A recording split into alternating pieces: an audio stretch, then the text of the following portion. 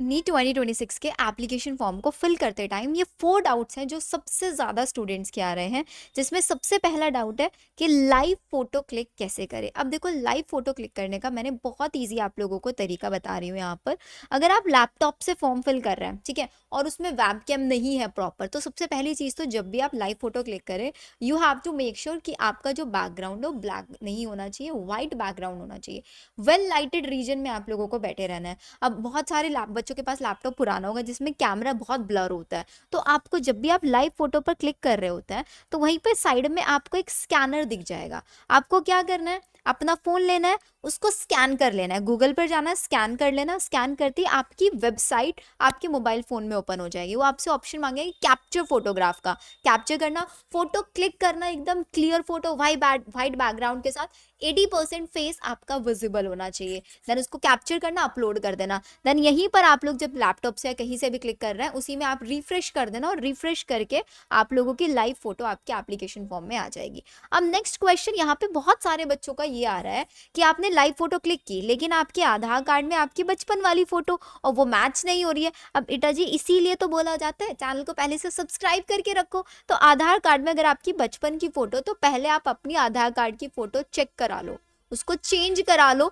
तो आप वो चेंज करा लोगे तो आपकी लाइव फोटो से मैच हो जाएगा। अब चेंज कराने में कितना टाइम लगेगा? मैक्स 1 वीक लग जाएगा, और 1 महीना है अभी आप लोगों के पास। तो ये मिस्टेक मत करो। बहुत सारे बच्चे क्या कर रहे हैं, जब आप मिसमैच है ना आधार कार्ड और लाइव फोटो, फॉर्म तब भी प्रोसीड हो जा रहा है, तो उसको एज इट इज प्रोसीड कर रहा है। बेटा प्रोसीड हो जाएगा, फॉर्म सबमिट भी हो जाए, लेकिन उसके बाद हो सकता है कि तुम्हारा एडमिट कार्ड नहीं आए। तो ये गलती मत करो प्लीज तुम लोग। तो लाइव फोटो कर लेना, और अगर इसके बाद तुमको लगता है कि बाय चांस किसी भी रीजन की वजह से तुम्हारा आधार कार्ड अपडेट नहीं हो पा रहा है, तो तुम अपनी पासपोर्ट साइज फोटो क्लिक करा लो, उसके नीचे डेट लिखवा लेना।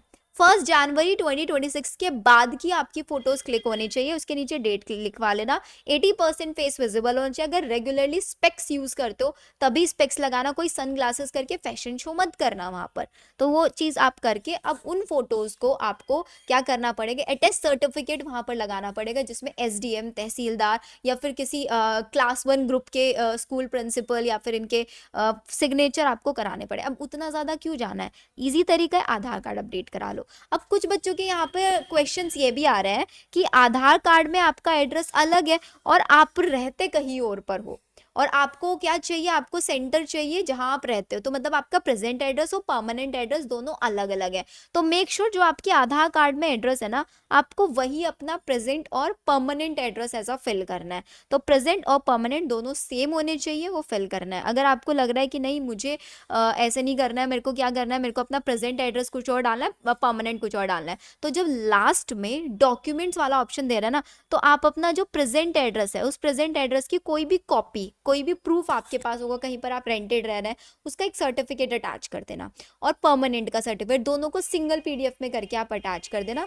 तो आपको यहाँ पर आपका जो प्रेजेंट एड्रेस है उसके अकॉर्डिंग आपको एग्जामिनेशन सेंटर मिलेगा, क्योंकि examination centre all over the India आप कहीं नहीं सेलेक्ट कर सकते हो। आपका जो आधार कार्ड में एड्रेस है उसी के अकॉर्डिंग आप सेलेक्ट कर पाओगे। जैसे आप आधार कार्ड में आप दिल्ली मेंशन कर रहे हो कि मैं दिल्ली से हूँ, तो आप दिल्ली के अकॉर्डिंग ही जा पाओगे। तो मेक श्योर आप जितनी भी अपनी नेम, फादर के नेम, अब बहुत सारे बच्चों को यहाँ पर एक और डाउट आ रहा है कि मेरा डिटेल्स आधार कार्ड में अलग है और 10th की मार्कशीट में अलग है, सरनेम अलग है, स्पेलिंग एरर है, तो चेंज कहाँ कराना है? इजी है, 10th के सर्टिफिकेट में चेंज करा लो।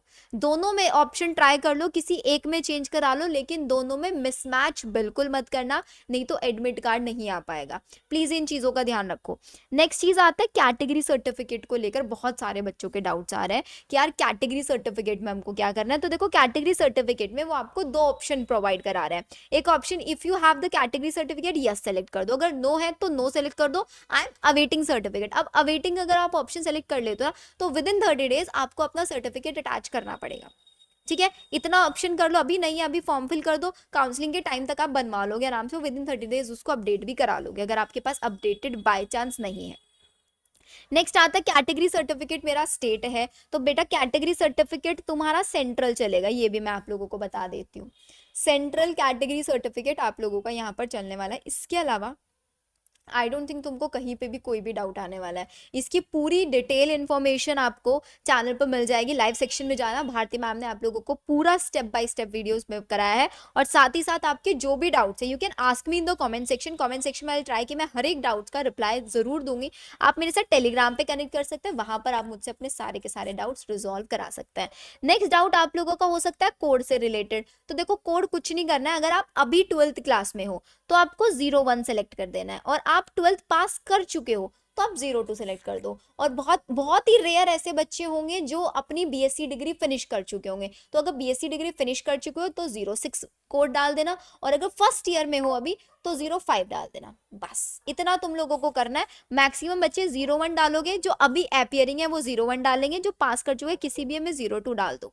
बस 02 के अलावा कुछ और डाल रहे हो वो आपकी चॉइस है, लेकिन 02 डालोगे तो सेफ साइड में रहोगे। आप लोग ये बोलना चाहोगे कि 02 के अकॉर्डिंग कि यार मैंने 12th पास किया हुआ है, क्योंकि आप जो बाकी बीएससी डिग्री वगैरह उनका सर्टिफिकेट तो अटैच नहीं करने वाले हो। आपके पास सारे आपके ओरिजिनल डॉक्यूमेंट्स होंगे। बस इन चीज़ों का ध्यान रखना है। एंड कोई भी डाउट होगा, let me know in the comment section. आपके सारे डाउट्स का रिजोल्यूशन यहीं पर मिलने वाला है। चैनल को सब्सक्राइब जरूर करके रखना, क्योंकि नीट 2026 की कंप्लीट प्रिपरेशन आपको यहीं पर कराई जाएगी।